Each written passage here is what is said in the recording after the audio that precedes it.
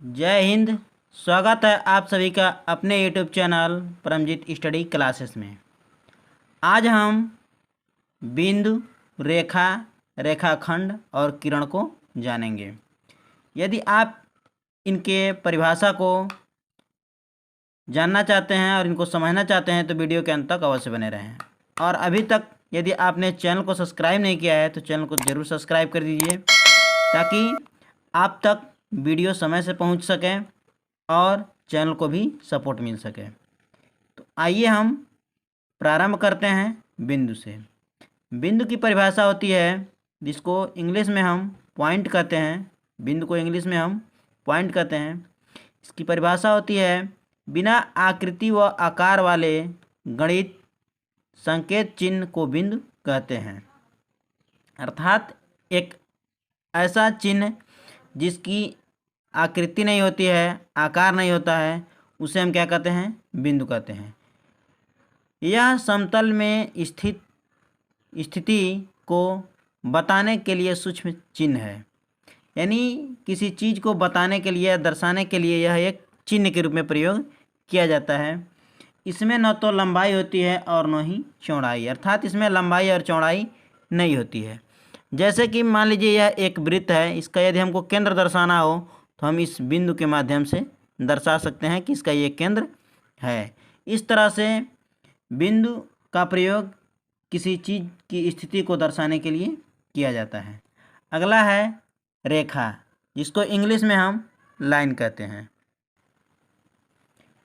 इसकी परिभाषा होती है किसी समतल पृष्ठ पर दो बिंदुओं को आपस में मिलाने से जो नई आकृति बनती है उसे रेखा कहते हैं। अर्थात जैसे यहाँ पे दो बिंदु दिया है ए और बी। यहाँ पे दो बिंदु हैं, इनको जब हमने मिला दिया तो जो आकृति बन रही है इसको हम क्या कहेंगे? रेखा। अर्थात ये बिंदु ये ए हो गया और ये बी हो गया, इनको जब मिलाने के पश्चात जो आकृति बना है समतल पृष्ठ पे उसे हम क्या कहेंगे? रेखा। रेखा को इंग्लिश में हम लाइन कहते हैं। उसके बाद इसके गुण क्या होते हैं? एक रेखा का कोई अंत बिंदु नहीं होता है, अर्थात इसका कोई अंत बिंदु नहीं होता है। इसको हम अनंत तक बढ़ा सकते हैं, जहाँ तक बढ़ा सकते हैं। रेखा दोनों दिशाओं में असीमित रूप से बढ़ाई जा सकती है, इसका कोई सीमा नहीं होता है। असीमित का मतलब इसका कोई सीमित रूप नहीं होता है। इन दोनों को दोनों ओर से इसको हम अनंत तक बढ़ा सकते हैं, जैसे कि इधर दाएं भी और इधर बाएं भी।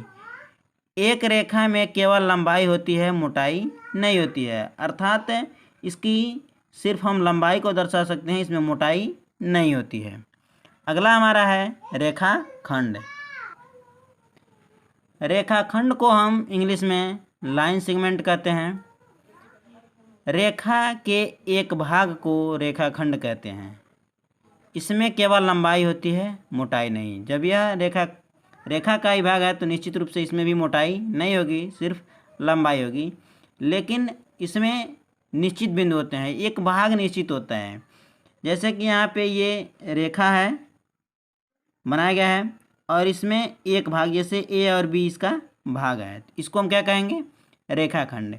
इसका जो रेखाखंड होता है वो सीमित होता है, इसका निश्चित होता है कि ये कितना होगा। उसके बाद है किरण। किरण को इंग्लिश में हम रे कहते हैं।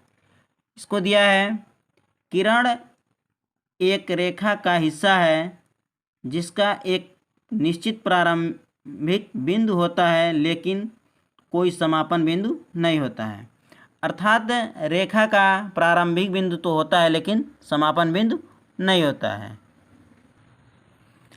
जैसे कि यहाँ पे दिया हुआ है, ये इसका प्रारंभिक बिंदु है, ये इसका प्रारंभिक बिंदु है और इसका समापन बिंदु नहीं होता, क्योंकि यह अनंत तक बढ़ाया जा सकता है। इसमें ये किरण है तो इसका ये प्रारंभिक बिंदु है और ये इसका समापन बिंदु के तरफ से यहाँ इधर से हम अनंत तक जा सकते हैं। ये इसका समापन बिंदु नहीं है, ये सिर्फ आकृति बनाया गया है किरण का। अर्थात ये जो है इधर से हम अनंत तक इसको एक तरफ बढ़ा सकते हैं और इसको इधर बढ़ा सकते हैं। अगला इसका जो गुण है, किरण एक ही दिशा में असीमित रूप से विस्तारित हो सकती है। जैसे कि मैंने बताया है कि एक तरफ इसको हम अनंत तक बढ़ा सकते हैं।